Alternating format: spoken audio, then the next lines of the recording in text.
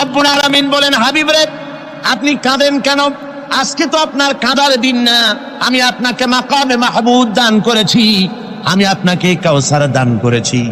আপনার আজকে সম্মানের দিন, মর্যাদার দিন, কাঁদেন কেন? আল্লাহর হাবিব বলবেন, রব্বুল আলামিন মাকামে মাহমুদ পেয়েছি, কাউসার পেয়েছি, কান্দি এই জন্য আমি দেখতে পাচ্ছি আবার সামনে দিয়া ফেরেশতারা আমার উম্মতগুলি জাহান্নামের দিকে নিয়ে যায়। আল্লাহ রাব্বুল আলামিন বলবেন, ওগো আমার হাবিব, আমি আপনাকে ক্ষমতা দিলাম, আপনার জান্নাতি উম্মতগুলি আপনি বেছে নেন। আল্লাহর হাবিব তার জান্নাতের উম্মতগুলি বাঁচতে থাকবেন। হযরত আয়েশা বলেন, ইয়া রাসূলুল্লাহ, কিয়ামতের ময়দানে লক্ষ কোটি কোটি মানুষের ভিতরে আপনার জান্নাতি উম্মত আপনি চিনবেন কি করে?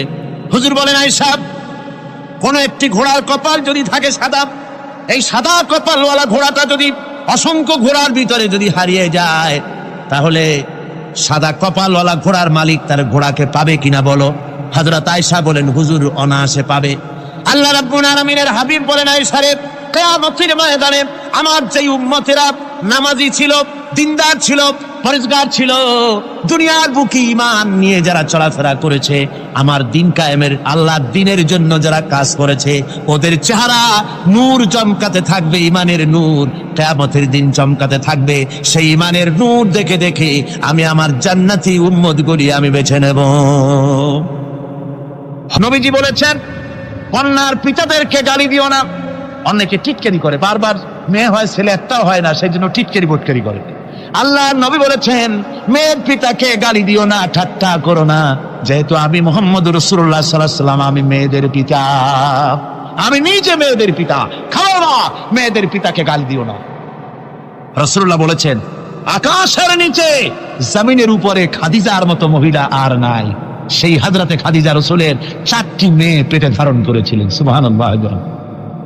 মেয়ের প্রতি রাসূলুল্লাহ যথেষ্ট মহব্বত করতেন, মেয়েকে খুব ভালোবাসতেন হুজুর সাল্লাল্লাহু আলাইহি ওয়াসাল্লাম। হুজুরের কলিজার টুকরা ছিলেন মা ফাতিমা রাদিয়াল্লাহু তাআলা আনহা। হুজুর যখন কোথাও যেতেন, সকলের শেষে দেখা করতেন ফাতেমার সঙ্গে, আর বিদেশ থেকে সফর করে এসে সকলের আগে দেখা করতেন ফাতেমার সঙ্গে। সুবহানাল্লাহ। রাসূলুল্লাহ আরো বলেছেন, তোমরা যখন বাজারে যাবে বা ব্যবসা করতে যাবে বা বিদেশে যাবে, আসার সময় যে সব হাদিয়া নিয়ে আসো, আমরা যখন বাইরে যাই, বাজারে যাই, কিছু হাদিয়া আনি না, জামা কাপড় চকলেট ইত্যাদি আমরা আনে থাকি। রাসূলুল্লাহ বলেছেন, হাদিয়াগুলি তোমরা যারা বিদেশে যাও, বাজারে যাও, হাদিয়া আনবে, আর এনে ঘরের মধ্যে ঢুকে তা শুরু করবে মেয়েকে দিয়ে। প্রথমে দেবে মেয়েকে। সুবহানাল্লাহ। মেয়ের মর্যাদা ইসলামের সব চাইতে বেশি। কোন যুগে? যে যুগে মেয়ে হলে পরেই মাটির নিচে ঘেরে রাখতো, আছাড় মেরে মেরে ফেলে দিত। বেআইয়ি যামবিন কুতিলাত, কোন অপরাধে তাদেরকে হত্যা করা হলো, আল্লাহ পাক কোরআনে কারীমের মধ্যে বলেছেন তাদের অপরাধ আর কিছু না, তারা নারী, এই জন্য তাদেরকে মেরে ফেলা হতো। রাসূলুল্লাহ তাদের ইজ্জত দিলেন। সুবহানাল্লাহ বিহামদিহি। রাসূলুল্লাহ সম্মান দিলেন, ইজ্জত দিলেন তাদেরকে। কন্যা হিসাবে নারীর এই মর্যাদা। ফাতেমাকে রাসূল এত ভালোবাসতেন, ইন্তেকালের সময় হযরত ফাতেমা কাঁদতে কাঁদতে বেহুশ হয়ে যাওয়ার উপক্রম হয়ে গেছে। রাসূলুল্লাহ হযরত ফাতেমাকে ইশারা দিলেন। হযরত ফাতেমা তার কান নিয়ে রাসূলুল্লাহর মুখের কাছে লাগাই দিলেন। আল্লাহর নবী কি যেন বললেন কানে কানে, হযরত ফাতেমার কান্না বন্ধ হয়ে গেল। হযরত আয়েশা বলেন, মা, রাসূলুল্লাহ তোমার কানে কানে কি বললো আর তোমার কান্না বন্ধ হয়ে গেল? হযরত ফাতেমা বলেন, ইয়া আম্মা জান, আমার আব্বা আমার কানে কানে বললো, মা ফাতেমা তুই কাঁদিস না, তোর কান্না আমার বরদাস্ত হয় না, তোমাকে কাঁদতে হবে না, আমি তোমাকে সুসংবাদ দিয়ে যেতেছি, আমি মরে যাওয়ার পর সর্বপ্রথম তোমার সাথে আমার দেখা হবে। রাসূলুল্লাহর এই ভবিষ্যৎবাণী হযরত ফাতেমা বুঝতে পেরেছেন যে হুজুরের ইন্তেকালের পরে আমার বেশি দেরি হবে না, আমিও তাড়াতাড়ি হুজুরের সাথে শামিল হতে পারবো। হুজুরের ইন্তেকালের 6 মাস পরেই হযরত ফাতেমা রাদিয়াল্লাহু তাআলা আনহা ইন্তেকাল করেছেন। কন্যা হিসাবে নারীর মর্যাদা ইসলাম অনেক অনেক গুণে বাড়িয়ে দিয়েছে। এই কন্যা শিশু, কৈশোর, যৌবন পেরিয়ে যখন যৌবনে তার বিয়ে হয়ে যায়, আল্লাহ রাব্বুল আলামিন তখন বলেন, ওয়া মিন আয়াতিহি আন খালাকা লাকুম মিন আনফুসিকুম আজওয়াজান লিতাসকুনু ইলাইহা ওয়া জাআলা বাইনাকুম মাওয়াদ্দাতান ওয়া রাহমা। আল্লাহ পাক বলেন, আমার নিদর্শনের ভিতরে এটাও একটি নিদর্শন যে আমি তোমাদের থেকে তোমাদের জোড়া তৈরি করেছি, তোমাদের স্ত্রীদেরকে, তৈরি করেছি, তোমাদের সাথে তোমাদের স্ত্রীর ভালোবাসা সৃষ্টি করেছি, মহব্বত সৃষ্টি করেছি। এই মহব্বত আমি আল্লাহ তৈরি করেছি। আর যখন বুড়ো হয়ে যায় মানুষ, স্বামী স্ত্রী যখন বুড়ো আর বুড়ি হয়, তখন আর ভালোবাসা থাকে না, তখন ওই ভালোবাসা সহৃদয়তার করুণায় আমি আল্লাহ পরিণত করে দেই। বুড়ার জন্য তখন বুড়ি ছাড়া আর উপায় নাই, বুড়িরও আর বুড়া ছাড়া উপায় নাই। তখন ভালোবাসা কোনো বিশেষ কোনো অক্ষ নিয়ে ভালোবাসা নয়, তখন একের উপরে অন্য একদম নির্ভরশীল হয়ে পড়ে। আল্লাহ পাক বলেন এই অবস্থা আমি আল্লাহ সৃষ্টি করে দেই। সুবহানাল্লাহ বিহামদিহি। স্ত্রীকে রাসূলুল্লাহ কত ভালোবাসতেন। আল্লাহর নবী বলেছেন আমার কাছে তিনটা জিনিস প্রিয়, একটা হচ্ছে সুগন্ধি, একটা হচ্ছে নামাজ, আরেকটা হচ্ছে স্ত্রী। সুবহানাল্লাহ। স্ত্রী আমার কাছে প্রিয়। হুজুর বলেছেন তোমাদের মধ্যে সেই ব্যক্তি উত্তম যে ব্যক্তি তার স্ত্রীর কাছে উত্তম, আমি আমার স্ত্রীদের কাছে উত্তম ব্যক্তি। সুবহানাল্লাহ। রাসূলুল্লাহ স্ত্রীকে কত ভালোবাসতেন। বিশ্বনবী রাজনৈতিক কর্মকাণ্ড চালাচ্ছেন, যুদ্ধের দামামা বাজতেছে, চতুর্দিকে কত অশান্তি, সবকিছু চলছে, স্ত্রীর হক আদায় করতে ভুলে যাননি। রাতের বেলায় হযরত আয়েশার বয়স কম, তাকে নিয়ে রাসূলুল্লাহ একটু সুযোগ পেয়েছেন, বলছেন আয়েশা সব তো ঘুমিয়ে, চলো আমরা একটু দৌড়াই। ওই যে দূরে একটা জিনিস দেখা যায়, দৌড় দাও দেখি কি আগে যায়। দুজনে দৌড় প্রতিযোগিতা করলেন। দৌড় প্রতিযোগিতায় হযরত আয়েশা ফার্স্ট হলেন, হুজুর পিছনে পড়ে গেলেন। হযরত আয়েশা খুব আনন্দ করলেন যে আপনি কিন্তু আমার সাথে দৌড়ে পারলেন। পরবর্তী কিছু কাল যাওয়ার পর হযরত আয়েশা বলেন হুজুর আজকে আবার বললেন যে চলো আয়েশা একটু দৌড়াই। হযরত আয়েশা বলছেন যে সেদিনের তুলনায় আমার শরীর একটু, আমি মুটিয়ে গেছি, শরীরটি স্থূল হয়েছে, আমি আজকে দৌড়ালাম কিন্তু পারলাম না। রাসূল আগে চলে গেলেন, আমি হাঁপাতে হাঁপাতে যখন হুজুরের কাছে চলে গেছি, হুজুর তখন মুস্কি হেসে আমাকে বললেন আয়েশা ওই সেই দিনের জবাব আজকে দিয়ে দিলাম। সুবহানাল্লাহ বিহামদিহি, সুবহানাল্লাহ বিহামদিহি। বিশ্ব নবী কত বড় আদর্শ বিশ্ব মানবতার জন্য। তিনি বলেছেন আরাফাতের ময়দানে রাসূলুল্লাহ বলেছেন তোমরা যেমন পড়বে তোমার স্ত্রীদেরকে তেমন পড়াবে, তোমরা যেমন খাবে তোমার স্ত্রীদেরকে তেমন খাওয়াবে, স্ট্যান্ডার্ড মেনটেন করবে। তুমি ভালো দামের কাপড় পরবে, স্ত্রীকে খারাপ দিবে তা নয়।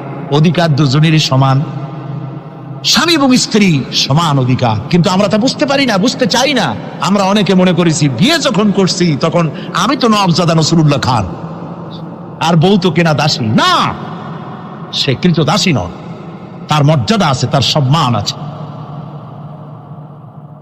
তার সম্মান আপনাকে দিতে হবে। রাসূলুল্লাহ দিয়েছেন, আপনাকেও দিতে হবে। রান্না বান্না হতে দেরি হয়, কত গালাগালি শুনতে হয় নারীকে।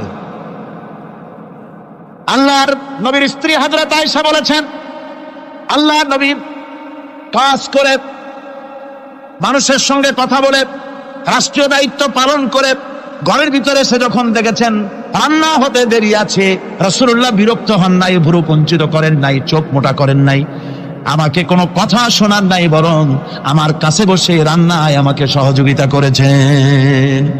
সুবহানাল্লাহ বিহামদিহি। এই হলো আল্লাহর রাসূল, এই হলো বিশ্ব নবী। স্ত্রীর সঙ্গে কি মহব্বত! সুবহানাল্লাহ বিহামদিহি। হুজুর মহব্বত করতেন স্ত্রীদেরকে।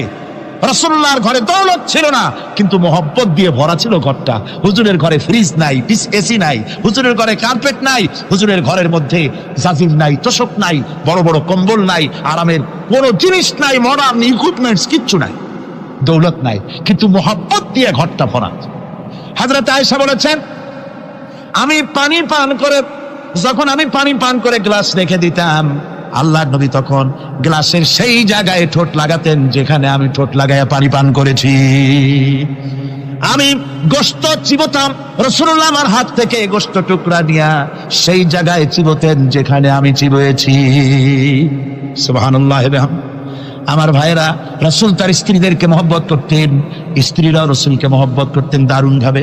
একবার হযরত আয়েশা সিদ্দিকা রাদিয়াল্লাহু তাআলা আনহা হুজুরকে গোসল করাতে ছিলেন, মাথার উপরে পানি ঢালতেছেন, হুজুর একটা চকির উপরে বা একটা তক্তার উপরে বসে আছেন।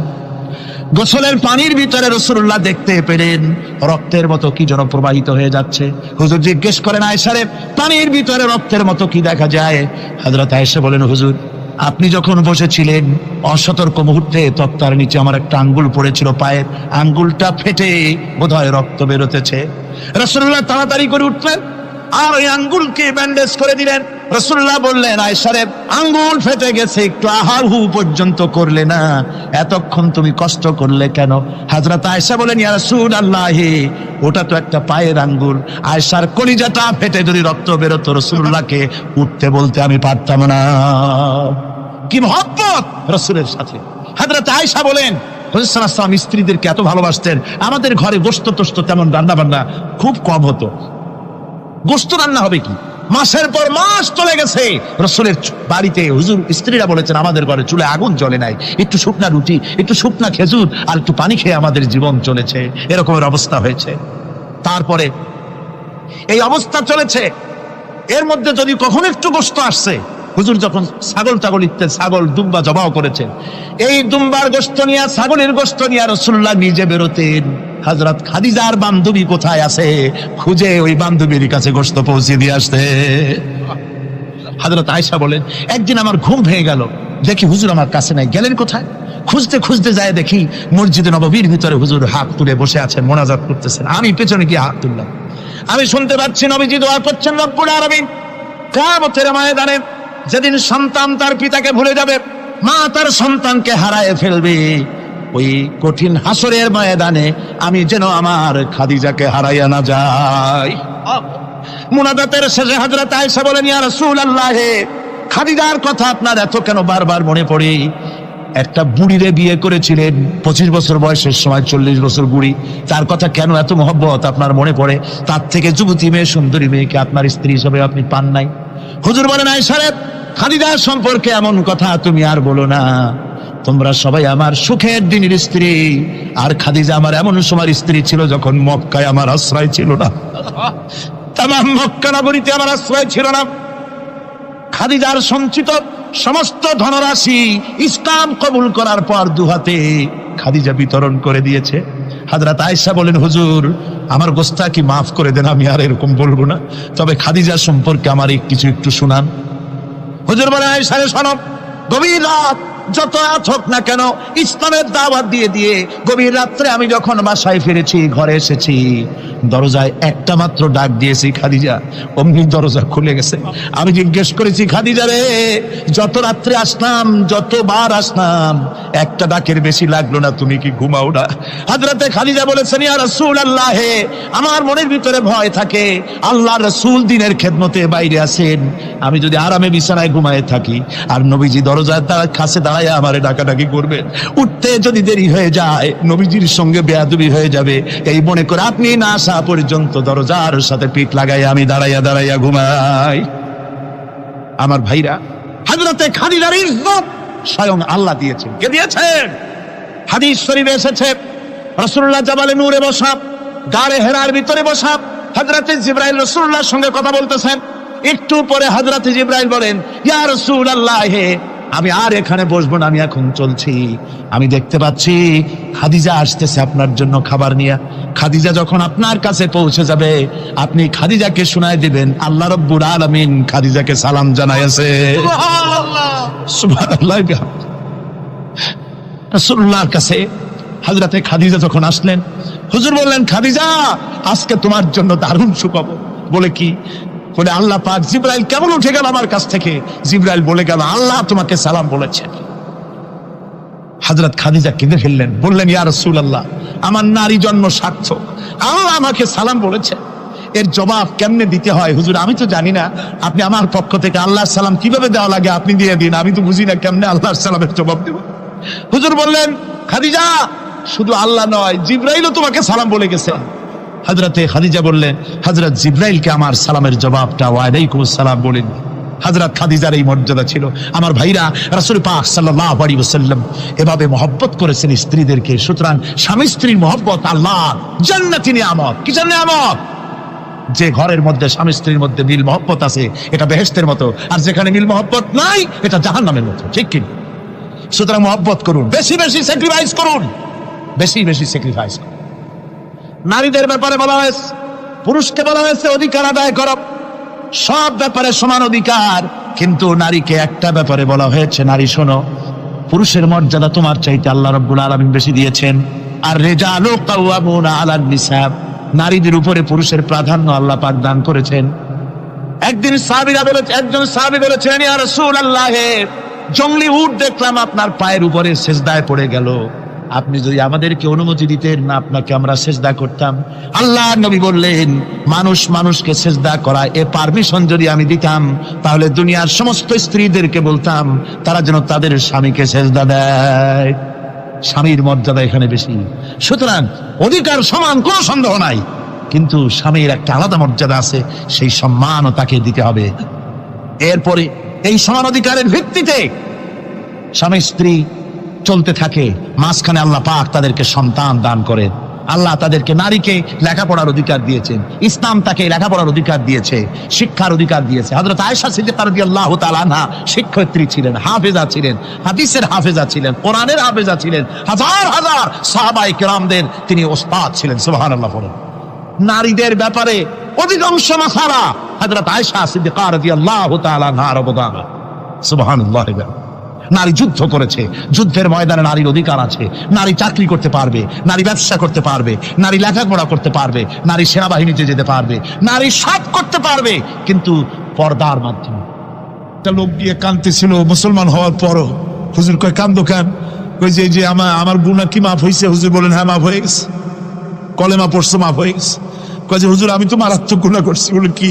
বলে আমার একটা মেয়ে, সেই মেয়েটাকে নিয়ে আমি, ঘটনা লম্বা, আমি সংক্ষেপে বলতেছি, মেয়েটাকে ফাঁকি দিয়া তারে আমি মারবো, বুঝতে দেই নাই আমার বউরে।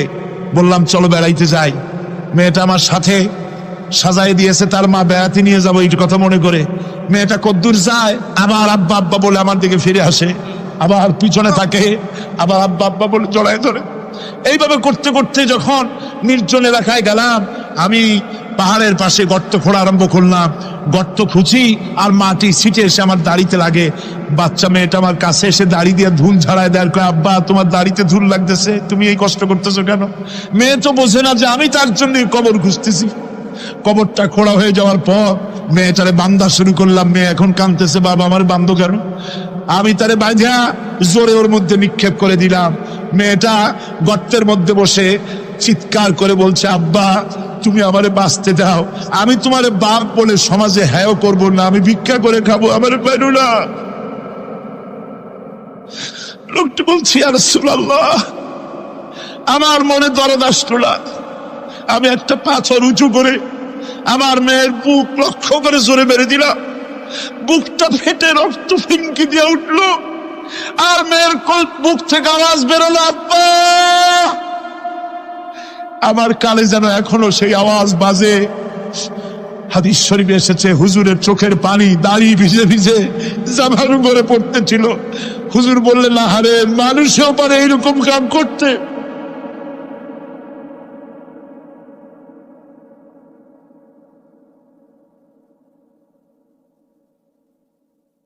পৃথিবীতে নারীর যখন কোনো সম্মান ছিল না, মর্যাদা ছিল না, সেই সময় আমার রাসূল, আমার বিশ্বনবী নারীদেরকে সম্মানের হাত ধরে গর্তের ভিতর থেকে উঠাইয়া রানীর সিংহাসনে বসাইয়া দিলেন। সুবহানাল্লাহ। মায়ের মর্যাদা দিয়ে দিলেন। সুবহানাল্লাহ। নারীরা আমাদের মায়ের জাত। নারীরা আমার কিয়ের জাত? মায়ের জাত। আমার মা বোনেরা, তোমাদের সম্মান কত তোমরা জানো না। আমরা পুরুষ, আমাদের পায়ের তলে জুতা, আর তোমরা আমাদের মায়ের জাত, তোমরা নারী, তোমাদের পায়ের তলে আল্লাহর জান্নাত, আল্লাহর ব্যস্ততা তোমাদের পায়ের তলে। এই সম্মান আল্লাহ তোমাদের দিয়েছে, নবী দিয়েছেন। সুবহানাল্লাহ। কর ভাইরা আমার, অধিকার ইসলাম দিয়েছে। বিবাহ যখন হয়, এই বিবাহের সময় এজেন্ট আনতে হয়। আর বিবাহ হচ্ছে বিবাহ বৈঠক, এজেন্ট আনার জন্য ওই যে কি জানি কয়, ম্যারেজ রেজিস্ট্রার বা মৌলবি সাহেব, কার অনুমতি আগে নেয়? বলেন কার অনুমতি? তাহলে অধিকার ইসলাম পুরুষে দিল না মেয়ে লোকে দিল? আজ মেয়ে লোকের কাছে যাও, মেয়েটাকে জিজ্ঞেস করো সেই বিবাহে রাজি আছে কিনা। সুবহানাল্লাহ পড়ে, এই বিবাহে রাজি আছে কিনা জিজ্ঞেস করো, তার অধিকারই বেশি। এরপরে এই বিবাহে করার ব্যাপারে কত বৈষম্য। আজ বিবাহ করতে গেলে যৌতুকের প্রথা এসেছে। রাসূলুল্লাহ যৌতুক দিয়েছিলেন, ওটা যৌতুক না, ওটা উপহার, ওটা হাদিয়া। রাসূলুল্লাহ তোহফা দিয়েছিলেন হুজুরের জামাই। সুবহানাল্লাহ, কি জামাই! এক জামাই তো জিন্নুর আইন, যাকে ফেরেশতারা পর্যন্ত লজ্জা করতো যারে দেখে, হযরত উসমান রাদিয়াল্লাহু তাআলা আনহু। আরেকজন হযরত আলী কাররামাল্লাহু ওয়াজহাহু। হযরত আলী, যার সম্পর্কে রাসূল পাক সাল্লাল্লাহু আলাইহি ওয়াসাল্লাম যাকে কত সম্মান দিয়েছেন, কত মর্যাদা দিয়েছেন, এই হলো হযরত আলী হুজুরের জামাই। আনা মদিনাতুল ইলম ওয়া আলিউম বাবুহা, আমি হলাম জ্ঞানের রাজ্য আর আলী হলো সেই রাজ্যে প্রবেশের দরজা। সুবহানাল্লাহ। ভাইরা, এই হলো জামাই। আর মেয়ে খাতুনের জান্নাত, বিনতে রাসূল, বেহেশতের সমস্ত রমণীদের সরদারিনী মা ফাতিমাতুজ জাহরা রাদিয়াল্লাহু তাআলা আনহা। কি উপহার দিলেন বিয়েতে রাসূল! এই মেয়ে আর এই জামাই। উপহার হলো খেজুরের ছোবড়ার একটা তোশক, পানি উঠাবার জন্য একটা মশক, আর আতা পেশা একটা জাতা। এই হলো নবীর মেয়ে আর জামাইয়ের জন্য উপহার। রাসূলের প্রতি কি ভালোবাসা দেখেছেন হযরত উম্মে হাবিবা রাদিয়াল্লাহু তাআলা আনহা, আমাদের মা আবু সুফিয়ান রাদিয়াল্লাহু তাআলা আনহু, তার মেয়ে। তার কাছে আবু সুফিয়ান তখনও কাফের, সেই কুফরি হালতে মেয়ের ঘরে গিয়েছেন। যাওয়ার পরে হযরত উম্মে হাবিবা বাপ যখন বসতে গিয়েছেন, তখন উম্মে হাবিবা বলছেন যে আবা একটু দাঁড়ান। এই অবস্থায় দাঁড়াতে বলে বিছানাটা উল্টায়া দিয়া তারপরে বললেন যে বসেন। বাপ মনে খুব দুঃখ পেলেন। আবু সুফিয়ান বললেন, মা উম্মে হাবিবা, আমি তোমার পিতা, ভালো একটা বিছানা থাকলে তাই বিছায় দেওয়া উচিত ছিল, আর তুমি বিছানাটা উঠাইয়া তারপরে আমার খালি জায়গায় বসতে বললা, আমি তোমার ব্যবহারে আহত হলাম। হযরত উম্মে হাবিবা বলেন, আব্বা জান, নিশ্চয়ই আপনি আমার আব্বা, শ্রদ্ধেয় পিতা, কোনো সন্দেহ এতে নাই, কিন্তু আপনি একজন কাফের। আল্লাহর রাসূল যে বিছানায় বসেন, সেই বিছানা আমি একটা কাফেরকে বসতে দিতে পারি না। সুবহানাল্লাহ ওয়া বিহামদিহি। তিনজনের দোয়া কবুল হবে আল্লাহর দরবারে। তার মধ্যে একজন হলেন মাজলুম ব্যক্তি, যে ব্যক্তি অত্যাচারিত, সে ব্যক্তি মুসাফির, প্রবাসী, তার দোয়া কবুল হবে।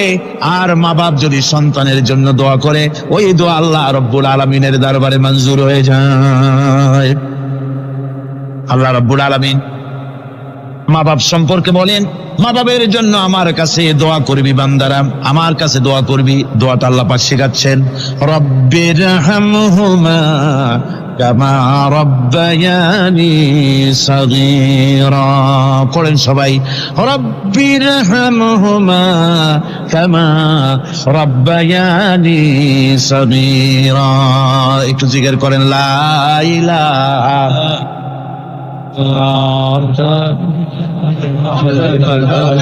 লা ইলাহা ইল্লাল্লাহ, লা ইলাহা ইল্লাল্লাহ, লা ইলাহা ইল্লাল্লাহ, লা ইলাহা ইল্লাল্লাহ মুহাম্মাদুর রাসূলুল্লাহ।